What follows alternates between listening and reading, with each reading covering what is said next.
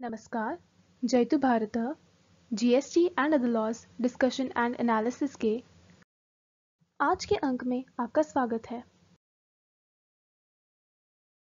किसी भी general law या स्पेशल लॉ में अपील इत्यादि करने के लिए कोई टाइम लिमिट निर्धारित की हो तो वह टाइम लिमिट कोविड-19 महामारी के दौरान 15 मार्च 2020 से लेकर 18 फरवरी 2022 तक लागू नहीं होगी। इस प्रकार के विभिन्न ऑर्डर माननीय सुप्रीम कोर्ट ने दिए हैं। ये जो ऑर्डर्स माननीय सुप्रीम कोर्ट के हैं वे रिफंड एप्लीकेशन फाइल करने के लिए लागू होंगे या नहीं लागू होंगे उस पर दुविधा है, क्योंकि जो central board of indirect taxes and customs ने सर्कुलर जारी किया है उसमें अपील इत्यादि के लिए तो यह कहा है कि माननीय सुप्रीम कोर्ट का ऑर्डर लागू होगा, लेकिन रिफंड के लिए कोई स्पष्टता नहीं की है।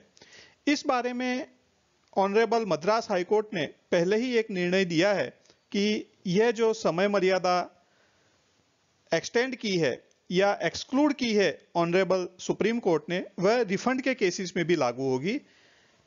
इसी श्रृंखला में अभी माननीय बॉम्बे उच्च न्यायालय ने भी एक निर्णय दिया है जिसमें कहा है कि कोविड-19 महामारी के दौरान जो समय मर्यादा एक्सक्लूड करने के सुप्रीम कोर्ट के ऑर्डर्स हैं वे जीएसटी में रिफंड के लिए भी लागू होंगे।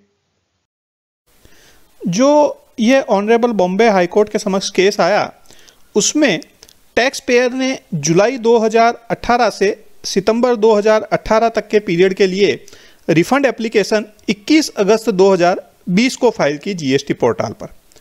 इसमें कुछ डेफिशिएंसी थी, इसलिए इस रिफंड एप्लीकेशन को रिजेक्ट कर दिया गया।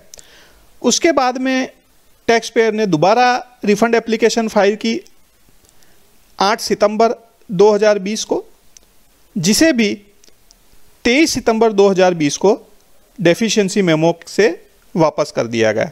उसके बाद में टैक्स पेयर ने 30 सितंबर को तीसरी बार रिफंड एप्लीकेशन फाइल की। इस बार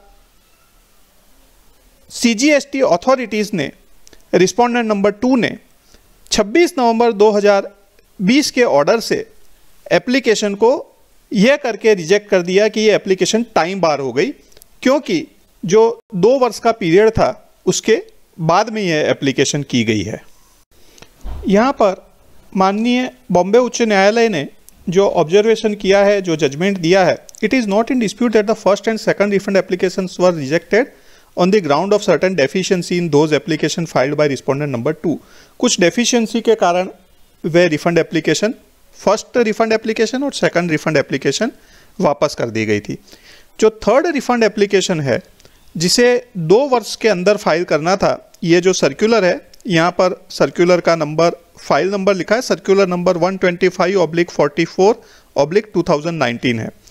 उसमें section 54 sub section 1 of central goods and services tax act 2017 के अंदर जो 2 वर्ष की समय मर्यादा दर्शाई है उसके अंदर फाइल करना था। अब यह जो समय मर्यादा है यह 15 मार्च 2020 और 2 अक्टूबर 2021 के बीच में आ रही थी, जो पीरियड माननीय सुप्रीम कोर्ट ने अपने आदेश से एक्सक्लूड कर दिया था। हालांकि यह जो आपको ज्ञात होगा, ये 2 अक्टूबर 2021 के बाद में समय मर्यादा लागू होगी ऐसा ऑर्डर था, लेकिन अभी हाल ही में कोविड-19 महामारी की तीसरी लहर को देखते हुए ऑनरेबल सुप्रीम कोर्ट ने इस पीरियड को भी और बढ़ा दिया है और 28 फरवरी 2022 तक के पीरियड को एक्सक्लूड कर दिया गया है। तो इस प्रकार से ये जो सुप्रीम कोर्ट के जजमेंट हैं उनको ध्यान में लेते हुए माननीय बॉम्बे उच्च न्यायालय ने यह आदेश दिया कि in our view also the period of limitation prescribed in the said circular under section 54(1) also stood excluded. हमारे मत के अनुसार जो सेक्शन 54 सब सेक्शन 1 में और उस सर्कुलर में भी जो समय मर्यादा दर्शाई है वह एक्सक्लूड हो जाती है। In our view the respondent number 2 is also bound by the said order.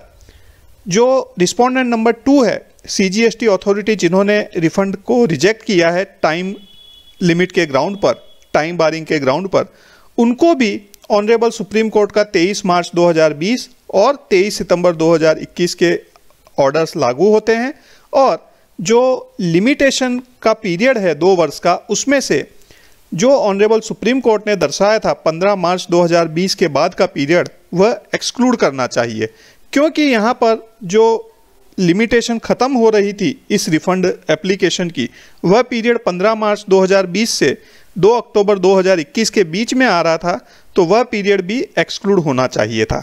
The third refund application filed by the petitioner thus was within the period of limitation prescribed under the said circular dated 18th November, read with section 54(1) of Central Goods and Service Tax Act। तो इस प्रकार से जो third time जो refund application file की थी उसे समय मर्यादा में ही गिनना चाहिए था। In our view, the impugned order passed by respondent number 2 is contrary to the order passed by Honorable Supreme Court and thus deserve to be quashed and set aside।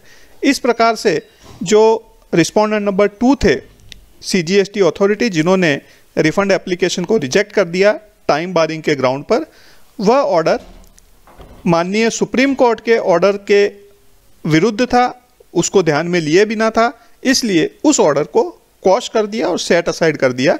इस प्रकार से जो ऑनरेबल सुप्रीम कोर्ट ने आदेश दिया, the impugned order dated 26 November is quashed and set aside.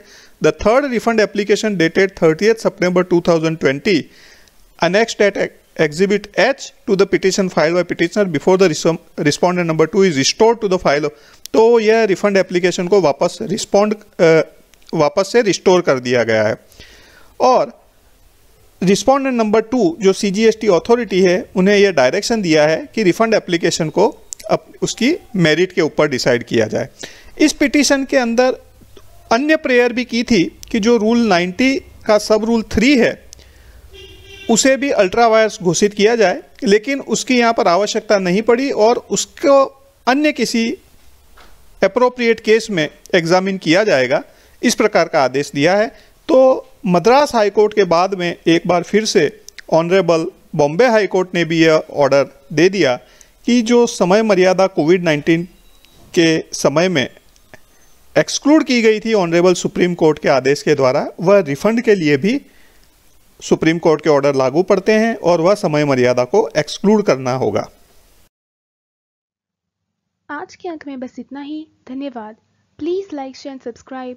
आपको और किसी GST रिलेटेड विषय पर जानकारी चाहिए विशेषतः, तो कमेंट्स में लिख सकते हैं। जय हिंद।